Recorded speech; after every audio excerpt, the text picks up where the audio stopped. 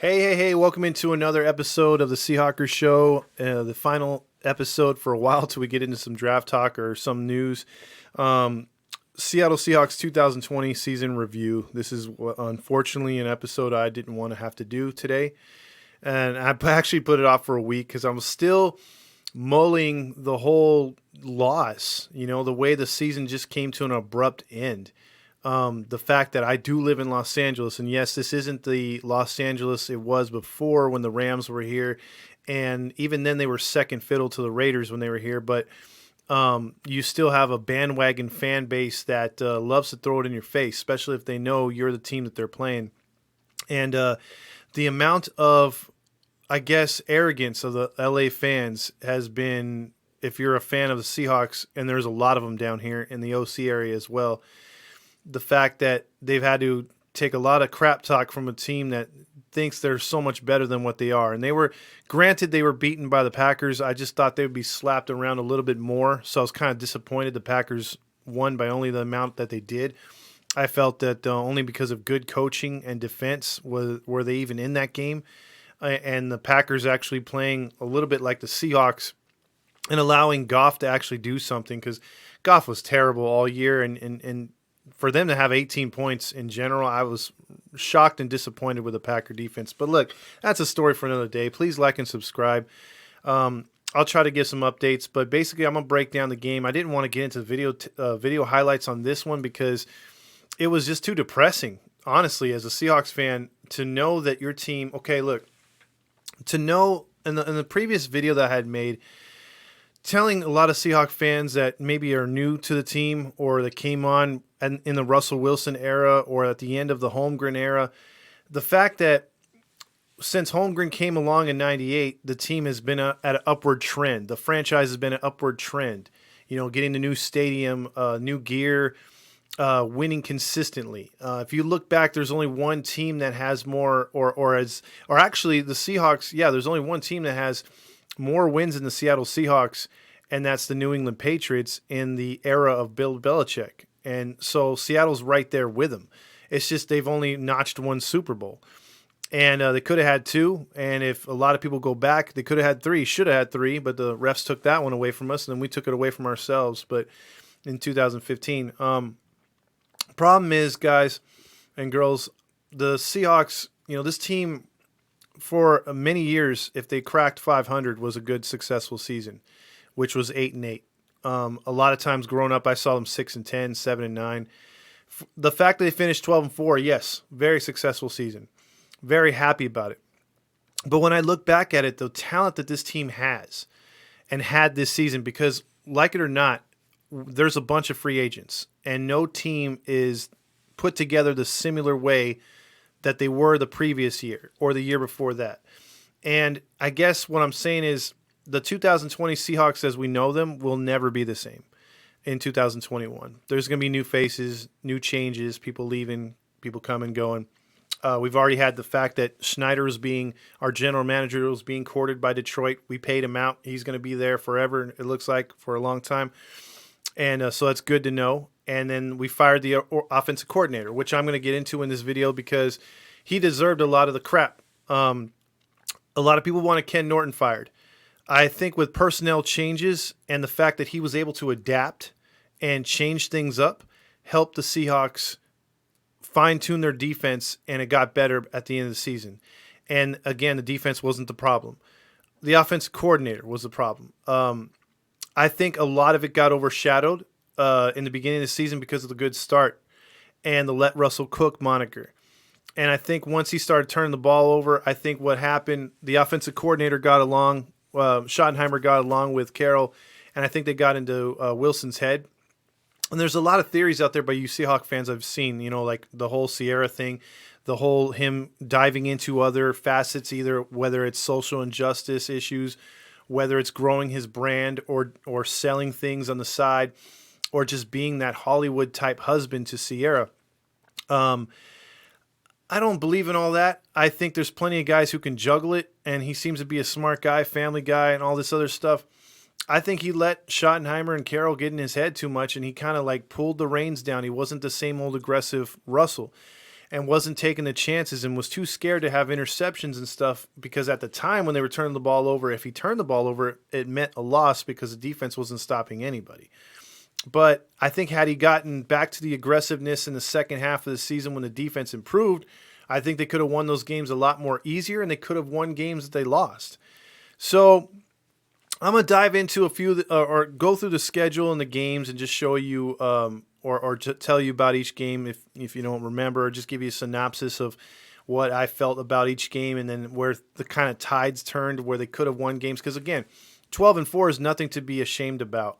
The fact they got punked out in the first round, which felt like the Baltimore Ravens last year, yes, that is something to, like, the Ravens had a great record and got punked by the Titans. Seattle got it in the first round too. It's sad. It really is a crappy way to end your season. And there was so much hope. I didn't think that this team was going to make the Super Bowl this year. I'm banking on it next year.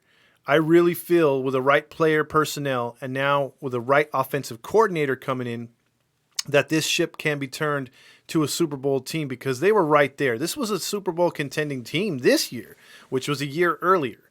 So, and again, last year they were picked to finish last, and look what Carroll did. He did a fantastic job last year, and then this year they win 12 games. This team could have easily won 14 or 15. There was only one game where they flat out lost. They got beat. Other than that, Seattle should have won 15 games. I mean, they could have. They were that good this year. I mean, let's not forget that. And then some people could argue the other fact and say, well, they lost a couple games they shouldn't have. Yeah, but they also won a few games they shouldn't have. I agree. So it could go both ways, but as an optimistic Seahawks fan that I am, I look at it half full than less than half full of cup of water, as a Seahawks would be a drink, as I killed that analogy. But let me just let you know, though, I'll let you know what I feel about the OC. The draft coming up, we don't have there's got to be a lot of trades this year or free agent signings, because we dealt away for Jamal Adams. We gave away our first round pick to the Jets, and next year I believe too. So we're not going to be picking to, I think, 147 or 157 of the second round. So it's gonna be tough. Or 47. I'm sorry, not 147. I think it's pick 47 or 57 of the second round. So we'll see. The season started great.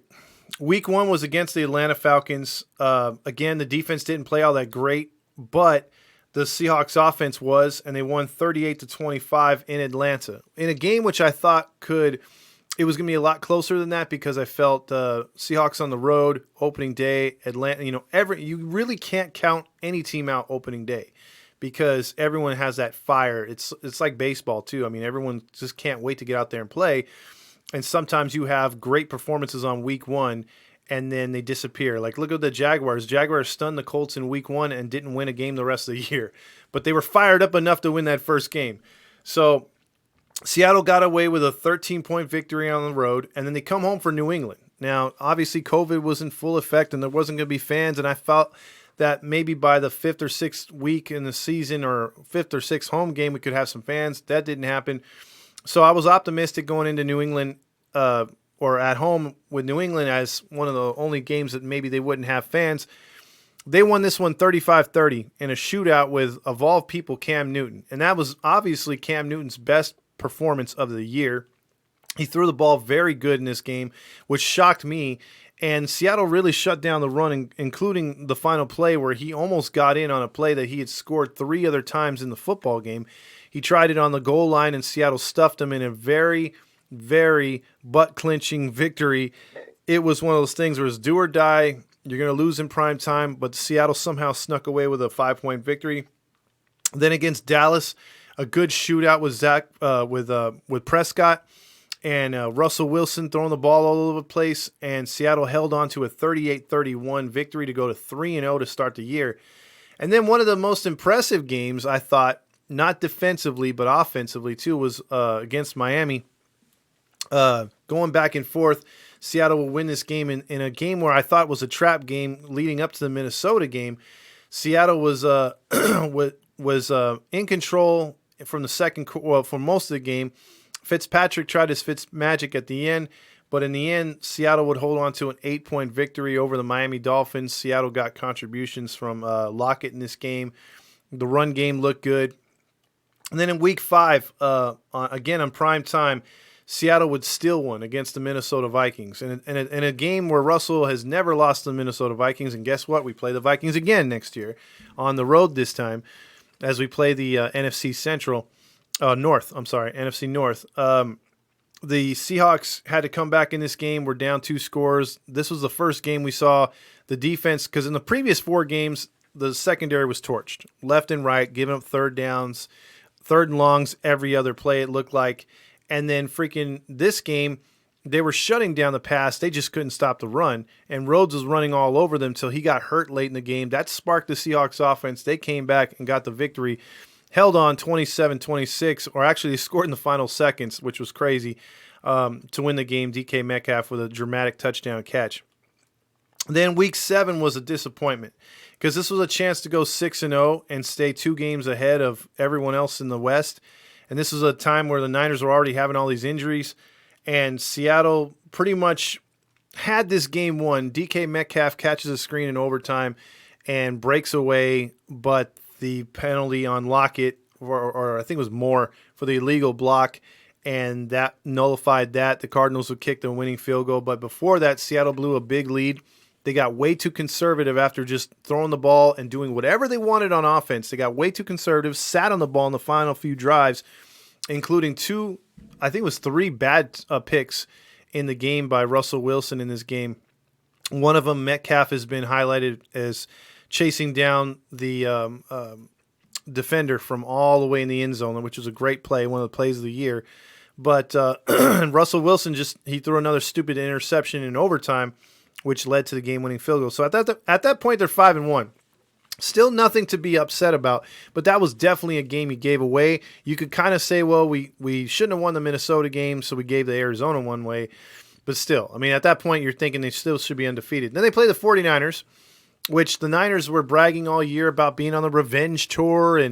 But I was telling all of you and anyone that would listen down here, because there's a lot of Niner fans, the fact that, look, when you lose a Super Bowl, you just have the worst luck unless you're the New England Patriots. Because I've seen the New England Patriots lose the Super Bowl and then come back the next year and win it. I haven't seen anyone else in the league ever do that. And usually when you lose a Super Bowl, just like the Seahawks did, they have a bad year or they fall off. And that's what happened to the 49ers. They didn't sniff the playoffs. Same thing they did in 2013 when they lost, or after they had lost in 2012 in the Super Bowl. So their revenge tour was nullified by us. We beat them in this game, 37-27. I think Garoppolo got hurt in that game. That's what started the injury woes even more. We hurt George Kittle in that game. So they were already on life support at that point.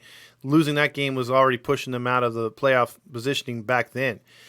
Then you had the Buffalo Bills, which, so at this point we're sitting there at 6-1. We play the Buffalo Bills, which they were 6 and I want to say 6-2, or they were 5-2 at the time.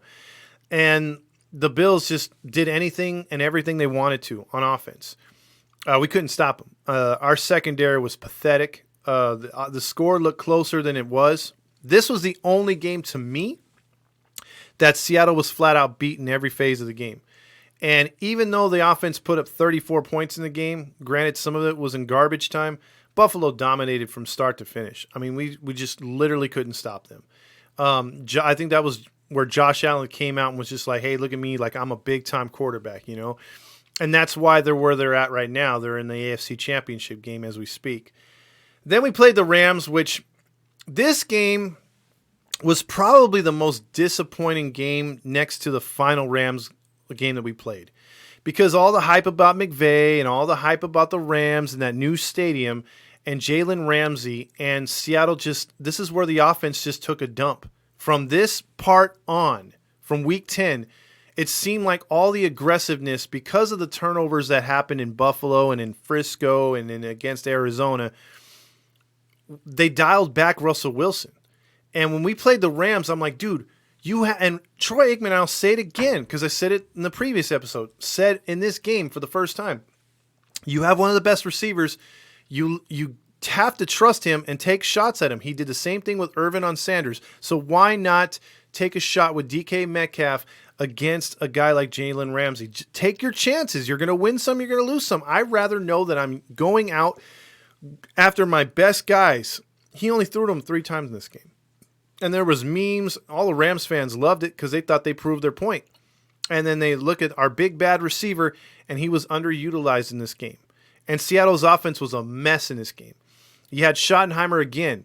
When you get a sack, third or second and 15, second and 17, shotgun formation, 3 wide receivers, 1 tight end. Carson comes from the slot as the 4th receiver into the backfield. You hand off to him for a 1 to 2 yard gain. Or you hand off to Hyde or something. It doesn't work. The shotgun handoff with this team does not work. And that's why you got fired, Schottenheimer, because you did that crap too many damn times.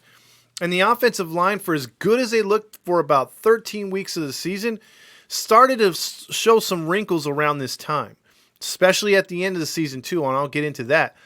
But the offensive line, it will need some upgrades. You can't trust Posick. That fool is always hurt. Our rookies did good. His name is escaping me right now. And Brown did good, but I mean, we need another center. We need another right guard because they were weak all year. And that really hurt us. And then the blocking assignments in general were bad. And Russell Wilson needs to get back to the way he was before because he was dialed down a lot. The shotgun, the screens, the wide receiver screens were terrible.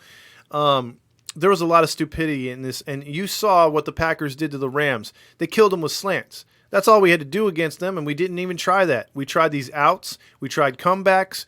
And you need time to throw those passes. Slants always work on blitzes. And if you don't have the what is it called? If you're not getting the blocking up front, you're not going to have time to run those other routes. The stop and goes. That's why those deep passes weren't effective because the Rams were getting in the backfield before Russell could even set his feet to throw. So they lost that game 23-16. They were down 10 points at one point, but in this game, you felt that they were always there and they could have had it. The defense, this was the first game the defense actually stepped up and started to play. So in week 10 of the NFL season, Seattle's defense finally showed up and was stopping Goff and stopping that run game. It's just the turnovers, the lack of offense was giving the Rams the ball way too much, and that's why they won that game. The next week was a bit of a thriller too. It was a Thursday night game again with the Arizona Cardinals. I was like, dude, we can't lose this one. It was a huge game. Seattle would hold on to this one, 28-21. Why? Because the newly acquired Carlos Dunlap came in the backfield and sacked Kyler Murray as they were in the red zone trying to win or tie the game with the Seahawks. Seattle would escape again another primetime victory, 28-21, to improve at that time to after 7-3. So then you move on to Philadelphia, and this was probably one of the big disappointments of the game two here, or the season two, because against Philadelphia, this was a stretch that I had talked about where we had Philadelphia, New York, and Washington. 4 games that at that time were really bad records, and Philadelphia was supposed to be just a walkthrough. We should have just hammered them. And again, it came down to the defense having to step up and stopping the Philadelphia Eagles, who were hammered with injuries, with the exception of the quarterback position, and the Eagles hung around, and granted, the Hail Mary made the score closer at the end, but Seattle should not have been this close. 23-17, the defense did step up.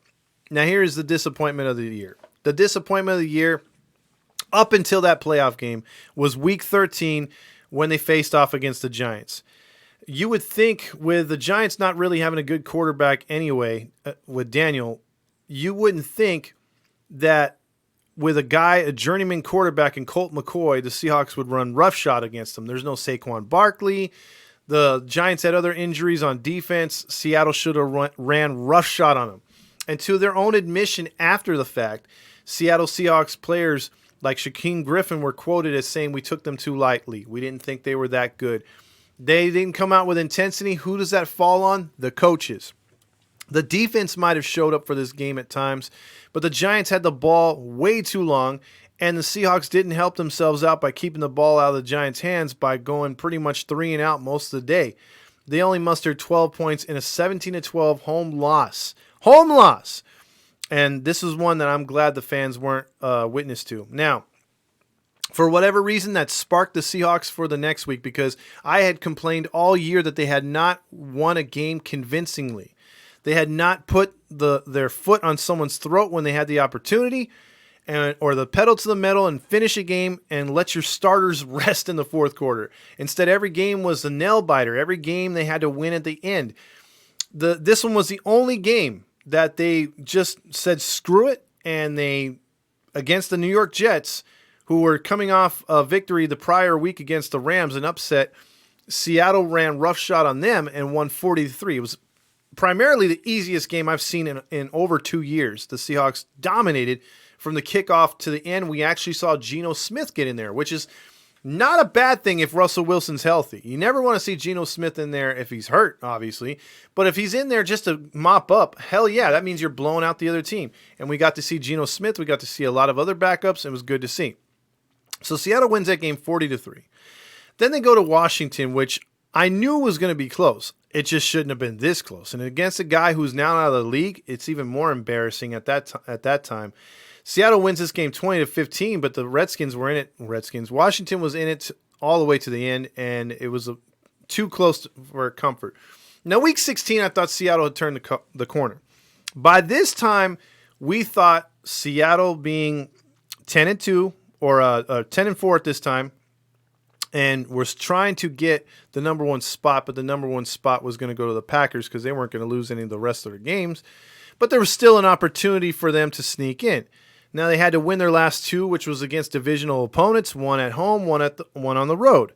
Now I was fairly confident against the 49ers, but I wanted some revenge against the Rams. And Seattle, I think, played their finest game defensively against the Rams in week 16. Every time Goff tried that stupid little play action, it was stopped. Every time the Rams tried to run, it was stopped.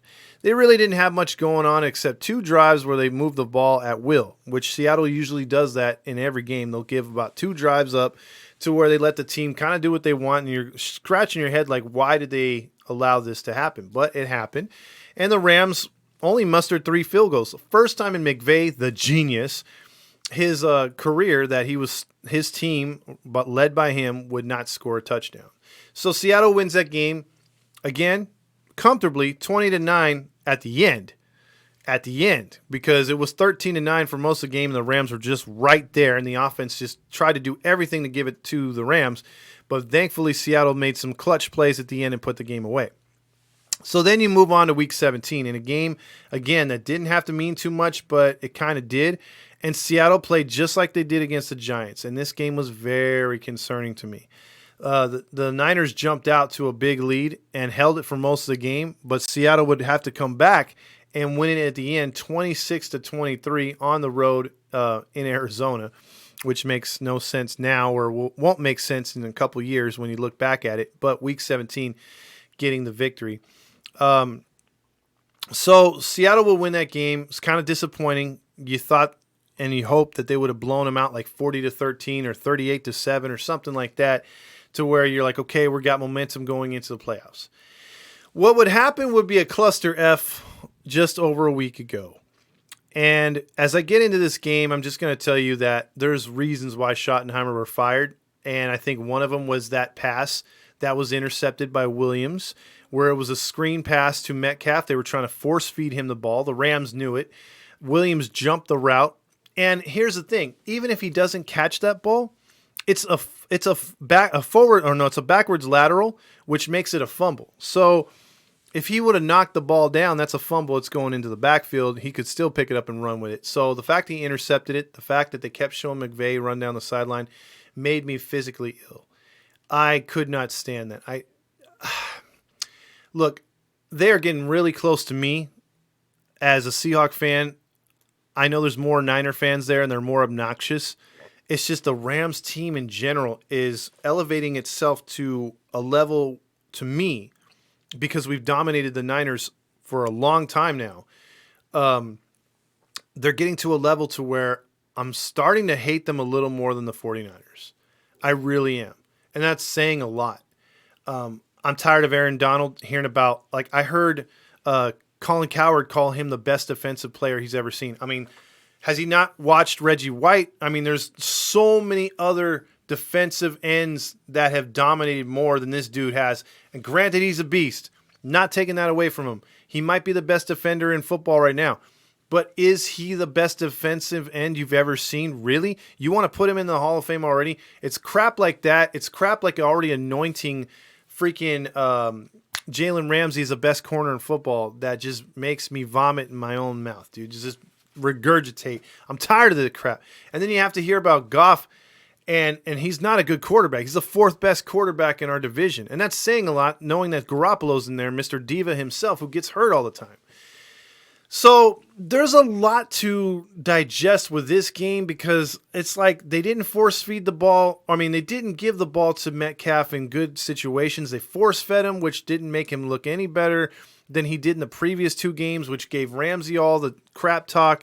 We may have won the division, but we lost the fight kind of thing. And then you see, the fact that if Aaron Donald on that play where he hurt his ribs, where Wilson landed on him, if they just had blocked him, Metcalf had beaten Ramsey and the safety, both of them, by at least 5 to 10 yards. That would have been a touchdown, but Wilson had to rush it, throw it a little too far. And that was the thing, too. The last 3 weeks of the season, his deep balls were not accurate at all. I mean, he was throwing stuff that should have been on the outside of the receiver, was in the inside. He was throwing stuff 5 yards to 10 yards over the receivers when they had their defenders beat. And it was tough to see because we're used to Wilson just dropping dimes, dropping one right after another. And his accuracy was off. And they, for whatever reason, you saw, even though he had 100 catches this year, it just seemed like you didn't have the big games from Lockett at the end of the season. You didn't have even though you have two of the best receivers in football, it just seemed like they weren't spreading the ball around. And it just seemed like you have three good tight ends. You had Olsen, you had, what's his name? I'm blanking on the other guys. Anyway, you got three good tight ends that were making plays. You had Chris Carson, Carlos Hyde, you had Rashard Penny back, and you couldn't utilize them all. And think about this too. Not one game this year did we have a 100-yard rusher or a 100-yard rush from Chris Carson. Not one. I think Carlos Hyde got one. But that's it. If we were going to get 100 yards rushing, it was by two backs. And Chris Carson was averaging 68 yards, but he's a good running back and he should have got more touches. Yes, he caught a lot of balls and he was great out of the backfield, but there was times where Seattle just got away from the run. And Pete Carroll said we need to run the ball more. I agree with that, but you also do need to open it up a little more. None of these little checkdowns. You got to have Wilson go down the field. In this game against the Rams, the last game they played, too many checkdowns. Too many times of just giving up on drives. Too many 3-and-outs. They went 0 for 8 before they got a first down on third down efficiency. You can't do that and win in this league.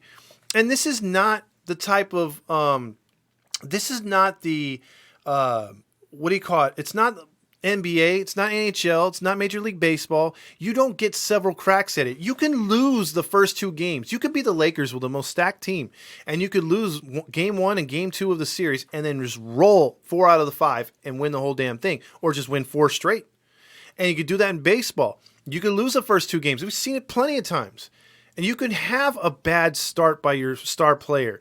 You could have bad performances for a game or two and flip a switch. You can't do that in football. Momentum is everything. Everything. You have to get it and snag it away and then keep it.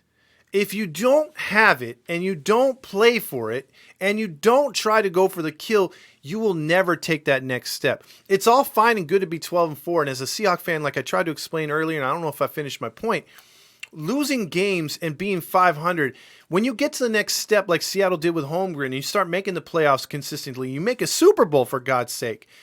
You love it, you appreciate it, but then you're like, let's do this again. We've been here once, we can do this again. And your level of optimism, your level of want and need as a fan raises your expectations. So when Seattle is winning every year, they're constantly double-digit victories, you expect the Seahawks to be, and it may be greedy, and some other fan bases be like, oh man, you guys are kind of greedy, but we never used to be like this. But the fact of the matter is, when you're consistently winning, you expect to be in the mix. You expect to be on the next level. So even if we were 12-4 this year, and say, for instance, we would have lost this past weekend in the second round to, say, for instance, Tampa or someone else like that, New Orleans, say, for instance. If we would have lost to one of them, I would take that and be like, okay, we had a great season. We took out our division rival. We didn't lose to them, but we got beat by a little bit better team. Next year, let's come back with a better fight, and we'll be better than those other teams. Because, listen, I don't know if you're like me, but I can stand losing to just about any other team in the NFL. I can't stand losing to a division team. Even the Cardinals, who I don't still consider a division team, they're annoying. But losing to the Niners and the Rams in the playoffs is so much more, because next year we could sweep them, and they're still going to go back to, yeah, but last 2 playoff games we played you guys, we eliminated you, being the Rams. That's annoying. They always have that over you. They will always have that over you. So my point being, our expectations should be bigger for next year. Our expectations with this team should be greater, because the offense has to get better. The defense turned a corner. Now, can Ken Norton elevate that level higher? Can the offense be elevated higher? Can Metcalf turn the next step and be one of these receivers like a Devontae Adams and just get almost 20 touchdowns, get almost 1,700 yards receiving? Can he be that guy? Can Wilson trust him enough? Can Wilson have the time enough with the offensive line? There's a lot of questions to be answered. But the 2020 season taught us one thing. 12-4 isn't exactly what it is made up of, because you had a tale of 3 teams this season. You had the tale of the no defense playing, air it out, let Russell cook, to Russ makes too many interceptions, we're losing games we shouldn't, the defense is still not going anywhere, fire Ken Norton, to, hey, Ken Norton's not a bad guy after all. The defense is looking great. It's not their problem. Guys are stepping up. Guys that they got off the trash heap, like Reed and others, are playing out of their minds. Dunlap, defense looks great. They're not the problem. To, what the hell is Schottenheimer doing? Why isn't Russ trusting his receivers? To just a flat-out laying of an egg. And getting back to my point as far as other leagues, Seattle had one bad game in the regular season that you can just say, damn, they laid a freaking egg straight up, and that was the Giant game. I thought they would have learned from that, but they topped that by laying an even bigger egg against the Rams in the most important game of the season. Their entire season was wiped away. Wiped away. And as a fan, again, like I said in the beginning, I'm happy with 12-4. I'm ecstatic at some point. And I was. But the way they got played out, I would have, to me, losing on a final field goal, losing knowing that the offense put up a fight, a legitimate fight, would have been okay for me, painful still. But the fact they got crapped on the way they did, the fact that they were celebrating on our field, the fact that Rams fans reveled in it, and basically they backed their way into the playoffs. They really did. And for them to beat us when we should have taken care of business was a hard pill to swallow. And I'm hoping Carroll and others, as optimistic as they are and upbeat as they are, can go back to this game that they just played over a week ago and hammer it into the new players that come into training camp and to those that were here from last season. The fact that nothing is ever guaranteed. Nothing is ever assured. And do not, by no means, take your opponent lightly and play every goddamn play like it's your last. Because that is the only kind of mentality that will win you a Super Bowl. That is the only thing that will drive you with intense malice on the field to get every play done and leave it on the field. Not saying, hey, man, we left some plays out there. Hey, we could have executed better. I mean, granted, no one's going to be 100% perfect. But you're going to make mistakes in every football game. The point being is knowing that when you're out there, you're giving your best effort no matter what. And when you make mistakes, make up for them. Do the best you can. Be that team guy, even if you're not out there. Fire up the guys that are out there doing the plays. This is all got to be coach speak and logic that needs to go from the top to the bottom. And I'm hoping Carroll can be not so rah-rah at times and more like direct and more like, hey, man, let's get back to the USC days. Let's get back to the early Seattle Seahawks days. You earn every position. unless your name is Russell Wilson, which you get paid too much to have to earn your position. And besides, there's no one behind you better. But every play, every game, you fight to keep your number one spot. You keep those guys hungry down below. So when they come in there, they're not screwing up. When they come in there, they're looking to make a play. They're looking to be in the coach's film. So I know this has been a long rant, and if you stuck by this long, thank you. This is a Seahawkers show. I'm very passionate about my Hawks, and I hope you are as well. It was a tough way to go out. And, 2021 is a new season, and I'm hoping we're all back there and we can get to some games, and that this is going to be a difference maker, a Super Bowl caliber team again. And we got a tough schedule. I mean, I'll go through that real quick too if you want. Our schedule is going to be facing teams that, granted, let's see, hold on, let me pull it up here. The opponents is set. It's not the schedule. I don't have the actual games, because they haven't released when the games are, but obviously the home games are the same three division teams, which are the Rams, Cardinals, and Niners. We do play Trevor Lawrence, who will be drafted by the Jaguars, so who knows if that game's going to be good or not. They have returning players who opted out, a lot of them on defense, so the team's going to be better just getting those players back. Tennessee Titans with Tannehill and the best running back in football. We got the New Orleans Saints without Drew Brees. Will it be Jameis Winston? Will it be Taysom Hill? Will it be somebody else? Detroit Lions, new coach, but the same old Lions. Let's keep it that way. Let's not let them be better. Chicago Bears, who's going to be quarterback for them? We have no idea, but we know their defense will be good. So those are your 5 teams plus the 3 divisional that are going to be coming to Lumen Field, not Quest. And then the road games will be the same 3. We'll be in LA, we'll be in Arizona, we'll be in Santa Clara. And then we play 5 teams. We play, and these 5 on the road, 4 of the 5 I think are going to be very difficult. I think one of them should be a wash. The one that I think is going to be a wash, we should win, is the Houston Texans on the road. They're going to be rebuilding. There's a good chance Watson's gone from there. There's a good chance that they're going to have a new coach, new quarterback. J.J. Watt will be gone. There's just going to be a lot of change. That should be an easy victory for us, but who knows? Every week is crazy. There could be injuries. You never know. Just don't know. But if I had to say right there, that'd probably be the easiest game. But we go to Lambeau, which a team with a new coach and Rodgers haven't lost, or they've won over double digits every year. And they're 12 wins consistently. That's going to be a tough game. That could spell whether we get the number 1 seed or not if they keep the same format for next year.